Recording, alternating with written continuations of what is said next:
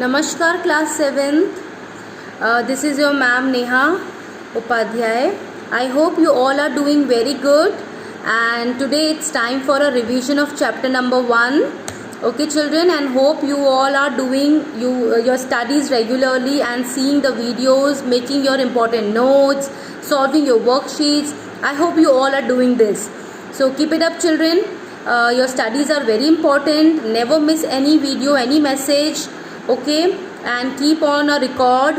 This is very important because I am also making a separate record of your worksheet, your work and everything. Okay children, so take it seriously.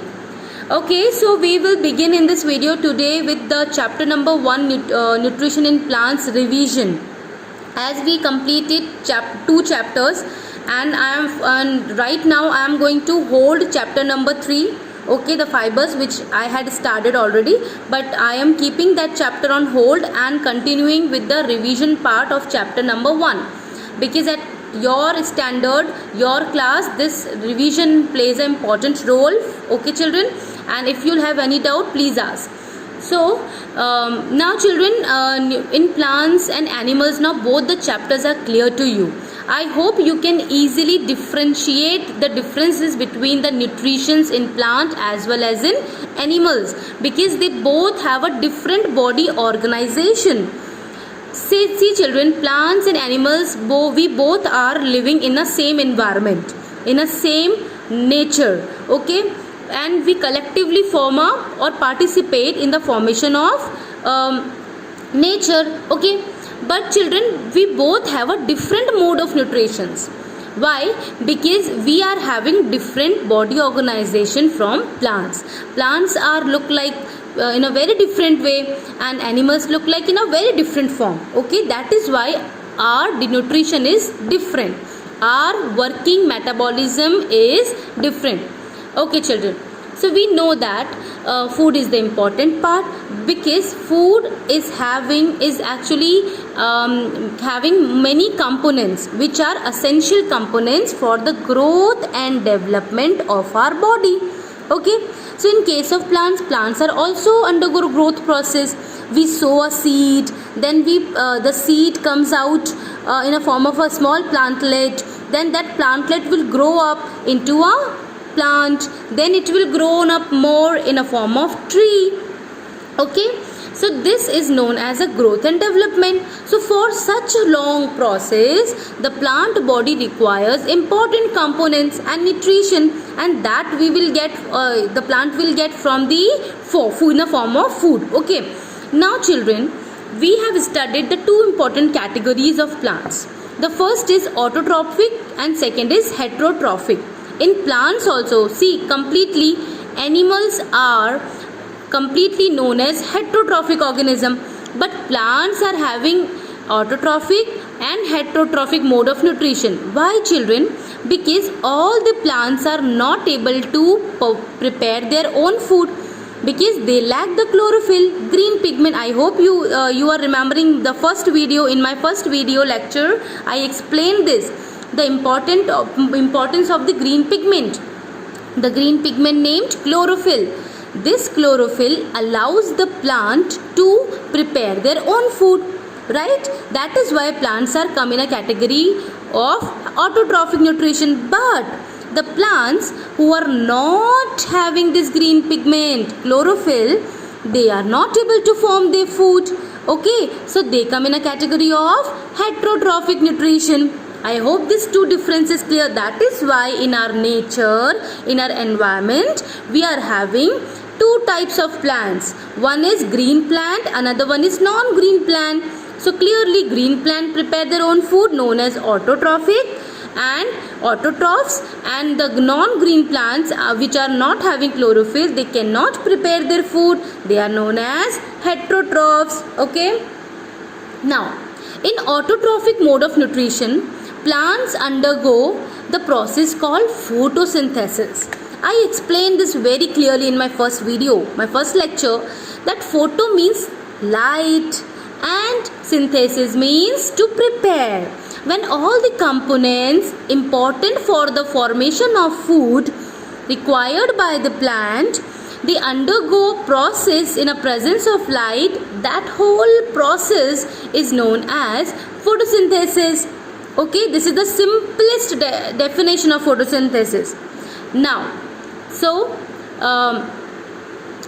in the presence of sunlight, the carbon dioxide, water, chlorophyll, these components come together and prepare the food and help the plant in a food preparation. Now, which part of the plant known as kitchen or the food factory? Can you remember this? The leaves. Exactly, the leaves are the kitchen and the food factory of the plants, where the food actually prepares. Because this is 95% possible, because in some plants, children, they are having modified leaves, like in xerophytic plants. You all have seen a cactus, right? Cactus are having no leaves. It is having a strong stem and having spines all over the body. So what are these spines, children? Spines are the modification of the leaves, which are helpful in the plant to reserve the water inside the body, because dryness is more, sunlight is more, so transpiration rate will be high na. So plant will get die soon, because water is already lacking in xerophytic condition, in dry condition, in desert conditions. Okay, so in that case, stem of the cactus prepare the food. Okay, because stem of the cactus contains chlorophyll, but 95% all the plants are having leaves in this shape, in this way, and these are known as food factories, where the photosynthesis takes place. Now come to the important part. I have told you about xylem. Okay, what is xylem? Xylem is the part of the plant in a form of tube-like structure, and it is actually responsible for the transfer of the water from roots to the upper part of the plant. Hence, from root to the upper part of the plant, who will carry the water and minerals from the soil? Xylem. Okay, xylem will carry this water and minerals. Now we have studied the stomata as well. What are stomatas? Stomatas are the small pores present on the surface of the leaves on both the side, children, dorsal and ventral both. On both the side, small pores are present. These pores are helpful in the exchange of the gases, as well as helpful in the transformation of water. Okay, and now in this process, photosynthesis, this is carbon dioxide gas is very important component. So how will this CO2 gas enter inside the plant body? With the help of these stomatas, the small pores present on the leaves. Okay, so through the pores, these small pores, the CO2 gas enters, and after the preparation of whole process photosynthesis, the oxygen gas comes out, and we will consume, we will inhale the oxygen gas easily. Okay, so this is the function of stomata. I think this is clear to everybody. And this stomata is a bean shaped structure which is guarded by two guard cells. The opening and closing of the stomata is very important. See, every time the stomata pore cannot remain open na. Otherwise, all the gas exhale out, all the water transpire by the plant. So the plant will die. Hence, it has to be open at some point of time. It has to remain closed. And this is regulated by the which cells? Guard cells. Okay. Now, what is the equation of the photosynthesis? When CO2 reacts with water in presence of sunlight and chlorophyll, they form glucose. CC test 06, I explained that whole reaction. Okay, and water plus some amount of oxygen. Okay, children. So what is the food preparing here? Sugar, the glucose, or in another words I can say it is starch. Okay, starch is the stored food of the plant which we will eat. Okay, and in our mouth the digestion of starch take place. I hope this is clear. You are remembering the fact because you have studied both the chapter in continuous way. Now you can easily able to differentiate how animals nutrition is different from the plant nutrition. Okay, children. Okay, so this is all about the small intro revision. Okay.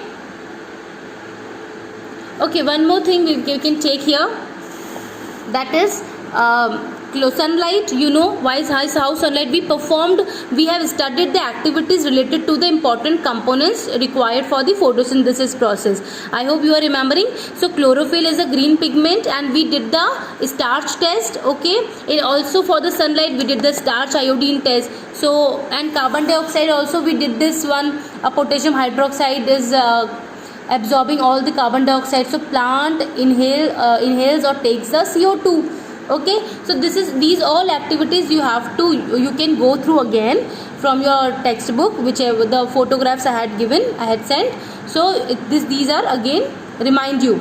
Okay, the activities. So this is all about the autotrophic mode of nutrition today. This is enough.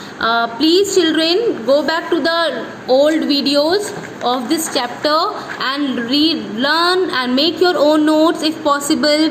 Try to answer the questions. Also you can learn the important headings. Okay, important terms.